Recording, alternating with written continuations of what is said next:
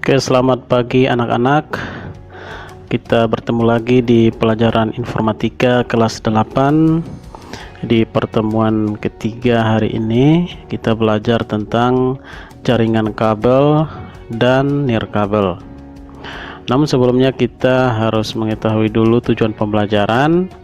Jadi setelah melakukan kegiatan belajar hari ini, anak-anak bisa menjelaskan apa itu jaringan kabel dan cara mengkoneksikannya, dan anak-anak juga bisa mampu menjelaskan pengertian jaringan nirkabel dan cara mengkoneksikannya via Bluetooth, WiFi maupun broadband. Kemudian anak-anak bisa membandingkan kelebihan dan kekurangan jaringan kabel dan nirkabel. Oke anak-anak, kita langsung saja ke pengertian jaringan nirkabel. Jadi anak-anak, jaringan nirkabel itu seperti apa anak-anak? Jadi di sini menjadikan komputer dapat berkomunikasi dengan komputer lainnya melalui sinyal elektromagnetik atau gelombang radio. Nah, contohnya seperti apa? Jaringan nirkabel sendiri dalam kehidupan kita sehari-hari, kita bisa bertemu dengan jaringan nirkabel ini. Kita bisa menggunakannya, contoh sederhana seperti Bluetooth. Jika kita ingin mengirimkan data, kita bisa menggunakan Bluetooth. Nah, Bluetooth sendiri dia menggunakan sinyal elektromagnetik, sehingga tanpa menggunakan kabel kita bisa melakukan berbagai file, ataupun kita bisa mengirimkan data dari perangkat kita ke perangkat yang lainnya.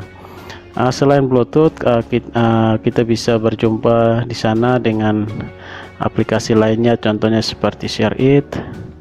Kita bisa melakukan salin file atau pengiriman file menggunakan ShareIt ke perangkat kita yang lainnya atau ke perangkat di sekitar kita.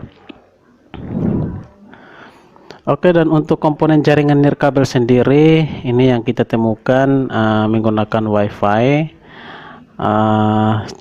Di sini ada wireless LAN card seperti ini. Jadi agar kita bisa melakukan koneksi ke WiFi di laptop kita atau di perangkat kita, komputer kita harus menggunakan wireless LAN card agar kita bisa melakukan koneksi dengan WiFi yang sedang aktif. Terus kita bisa menggunakan access point. Nah, access point ini fungsinya sendiri untuk membagikan jaringan ke perangkat-perangkat di sekitarnya, agar perangkat-perangkat di sekitarnya bisa melakukan koneksi ke internet. Kemudian untuk topologi wireless sendiri, kita menggunakan topologi ad hoc dan infrastruktur. Oke anak-anak, kita lanjutkan ke jaringan kabel. Untuk jaringan kabel sendiri merupakan jaringan yang menggunakan kabel sebagai media transmisi datanya, memungkinkan lebih stabil dan lebih cepat daripada jaringan nirkabel.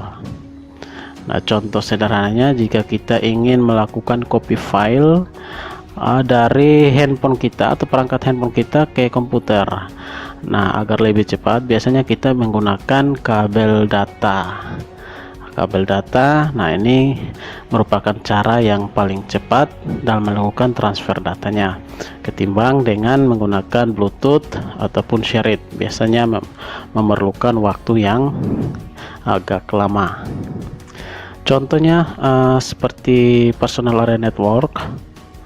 Nah, ini menggunakan jaringan kabel, kemudian LAN local area network, MAN metropolitan area network, dan WAN wide area network. Jadi jaringan komputer ini, jaringan lokal ini menggunakan kabel sebagai media transmisinya.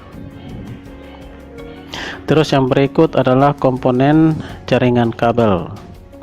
Untuk komponen jaringan kabel sendiri biasanya menggunakan kabel koaksial, jenis kabel yang mana dalamnya terdapat dua penghantar.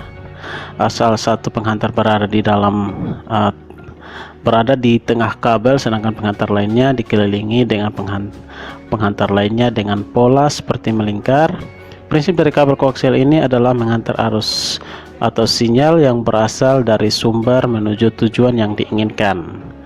Jadi ini adalah bagian-bagian dari kabel koaksialnya seperti ini. Kemudian untuk komponen yang lain, biasanya kita menggunakan kabel UTP atau STP kabel. Nah, kabel inilah yang menghubungkan antara komputer yang satu dengan komputer yang lainnya. Tadi dari sama halnya dengan jenis kabel koaksial. Kabel ini prinsip kerja dari kabel switch pair adalah menghantar arus atau sinyal yang berasal dari sumber. Kabel switch pair terbagi dalam beberapa jenis, yaitu kabel STP dan kabel UTP. Ini kabel STP dan kabel UTP. Kemudian komponen jaringan yang berikut adalah kabel ini kabel fiber optik. Nah, kabel untuk fiber optik sendiri menggunakan material tembaga. Untuk media penghantarnya, kabel ini berbahan dasar serat kaca atau plastik dengan ukuran yang sangat tipis. Transmisi menggunakan jenis kabel ini akan lebih cepat dibandingkan dengan jenis kabel jaringan lainnya. Jadi seperti kita tahu bahwa kabel ini merupakan kabel yang sangat digunakan pada saat ini.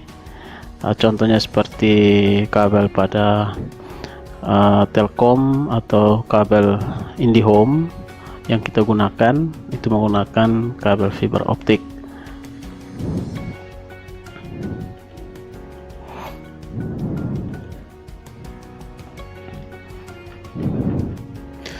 Oke, dan untuk pertemuan kita sampai di sini, kita lanjutkan ke pertemuan kita selanjutnya. Terima kasih.